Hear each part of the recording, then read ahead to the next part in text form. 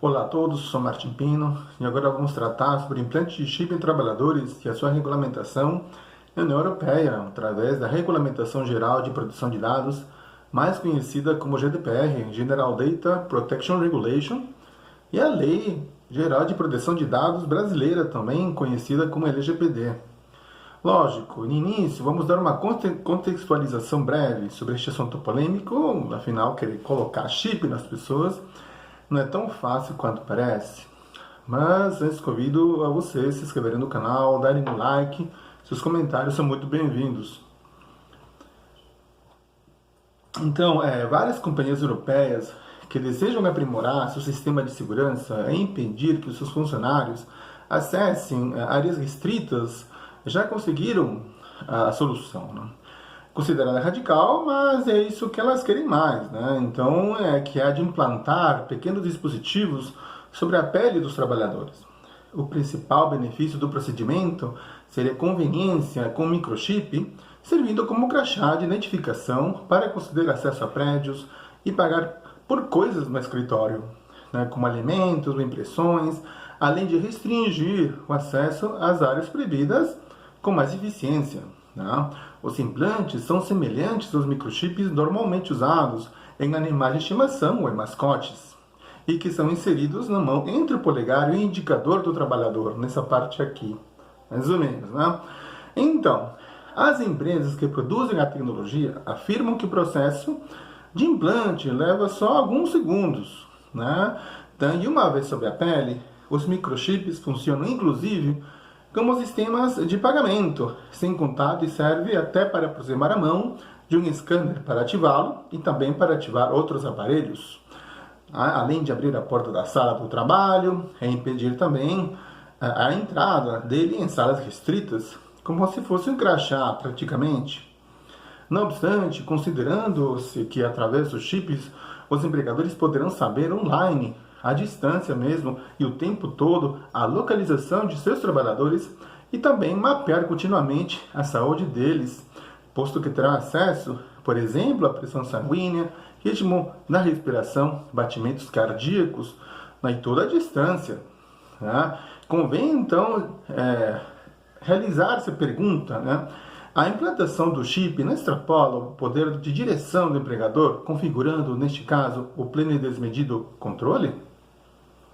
Salienta-se, ademais, que a exigência prevista das normativas legais, a serem mencionadas daqui a pouco, de que o consentimento dos trabalhadores pressupõe como válida a aceitação do implante do chip, não toma em consideração que este instrumento não reflete a plena autonomia e liberdade das pessoas que trabalham, pois o consentimento não é um mecanismo hábil a salvaguardar este polo da relação laboral, que não dispõe de poder de negociação e transação, menos ainda de manifestar-se livremente, dado o contexto laboral, econômico e de crise que estamos vivendo.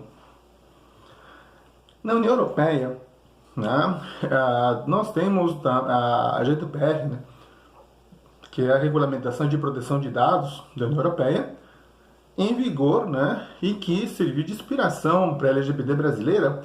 Em seu artigo 4º, trata do consentimento, que fala que o consentimento do titular dos dados é uma manifestação de vontade livre, específica, informada e explícita, pela qual o titular dos dados aceita, mediante declaração ou ato positivo inequívoco, que os dados pessoais que lhe dizem respeito sejam objeto de tratamento. Dita definição serve como base para o implante de chip pelas empresas em seus trabalhadores.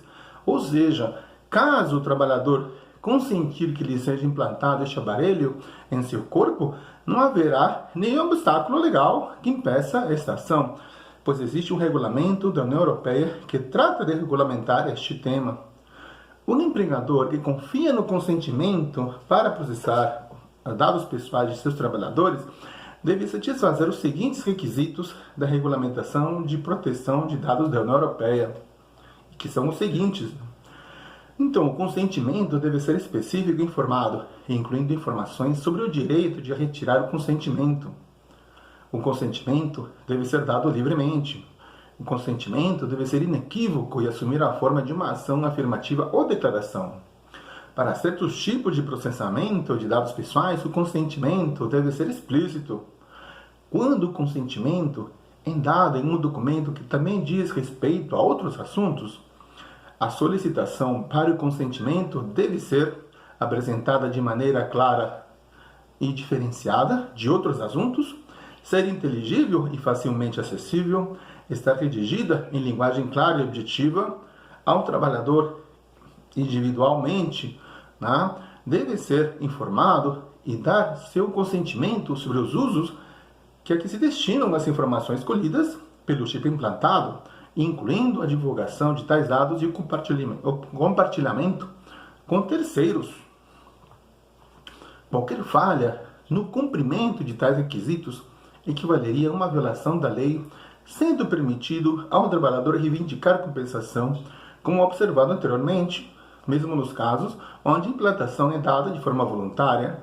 As aplicações do uso de chip pelo trabalhador pode aumentar o potencial de problemas de proteção de dados, mas ainda se tal uso for estendido e utilizado, por exemplo, por outro empregador ou por mais de um empregador, no caso das atividades terceirizadas que servem a mais de uma contratação de mão de obra.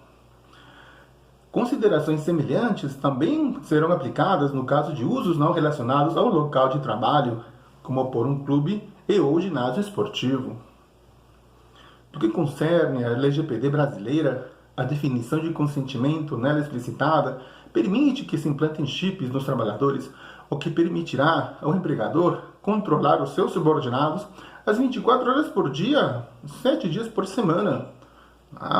Então, pois estes chips têm geolocalizadores que repassam, além da localização das pessoas, como já falamos, dados referentes à pessoa sanguínea, batimentos cardíacos, e também se o empregado está com febre, e dessa forma, avisar o próprio empregado que não vá para a empresa trabalhar pelo risco de contágio dos trabalhadores pelo Covid-19, por exemplo, que inclusive, infelizmente, está acontecendo bastante.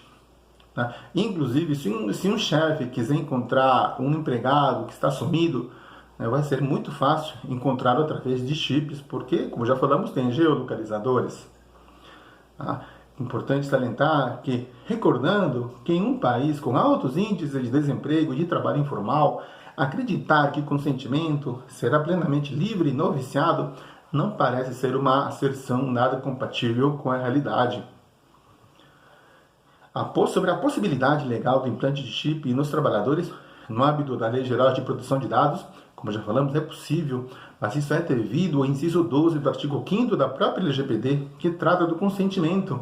Ou seja, se o trabalhador consentir que seja implantado um chip em seu corpo, não haverá problema jurídico. A questão é que este consentimento pode ser viciado, no sentido de que um trabalhador, para manter-se no emprego, tem que aceitar esta invasão de intimidade. E não é só isso, pois um candidato no emprego, quando é consultado sobre esta possibilidade, ele vai ter que aceitar essa possibilidade de implante de chip para ser aceito e para continuar também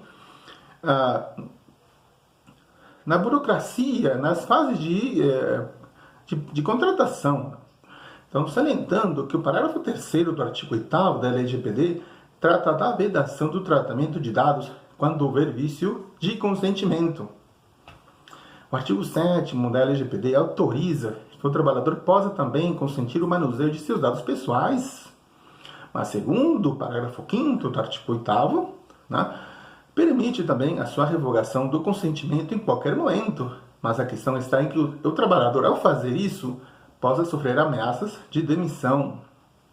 Salienta-se que, conforme os artigos 15 e 16 desta Lei Geral de Proteção de Dados, os dados dos trabalhadores serão eliminados pelo empregador após o fim do objetivo do tratamento ou manuseio dos mesmos, porém, autorizada a sua respectiva conservação para cumprimento legal, que pode ser uma decisão judicial ou um pagamento de eventuais direitos trabalhistas.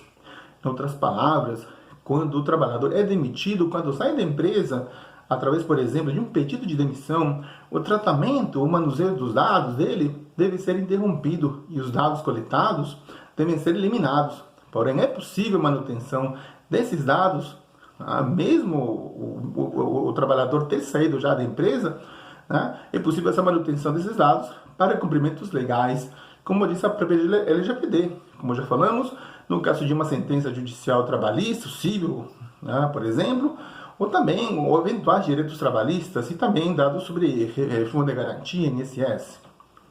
Então, muito obrigado então pela atenção, né, tomara que tenha gostado, e também, obviamente, convido vocês de novo a se inscreverem no canal, darem um like, e também os comentários são muito bem-vindos. Obrigado novamente.